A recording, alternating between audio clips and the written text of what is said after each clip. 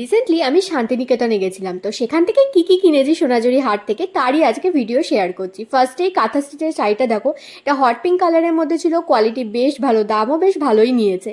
আর এই শাড়িটার কালারটা আমার বেশ ভালো লেগেছে, এটা আমি নিজের জন্য কিনেছিলাম। এটা আমি পয়লা বৈশাখে পরেছি, তার সাথে এই ব্যাগটাও আমি পেয়ার করেছিলাম।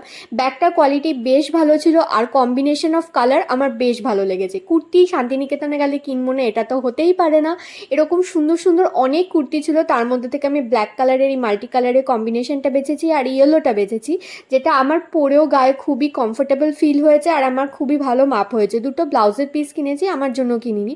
আর একটা ব্লাউজ কিনেছি, এটা আমি নিজের জন্য কিনেছি, তবে এটা না আমাকে একটু মারাতে হবে, মানে আমার যা সাইজ সেই অনুযায়ী নিয়েছিলাম, কিন্তু দেখলাম গায়ে ঢিলে হচ্ছে। তারপরে আরেকটা কুর্তি নিয়েছি লাল সাদার মধ্যে, কুর্তিগুলো দেখি কতটা তোমাদের সুন্দর লাগছে বলো তো, খুব সফট ছিল। আর এটা ছেলেদের পাঞ্জাবি, এই পাঞ্জাবিটা মানে শর্ট পাঞ্জাবি বা কুর্তা বলতে পারো, এটা আমার বর পয়লা বৈশাখের দিন পরেছিল, তার সাথে আরও বিভিন্ন ধরনের পাঞ্জাবি নেওয়া হয়েছে।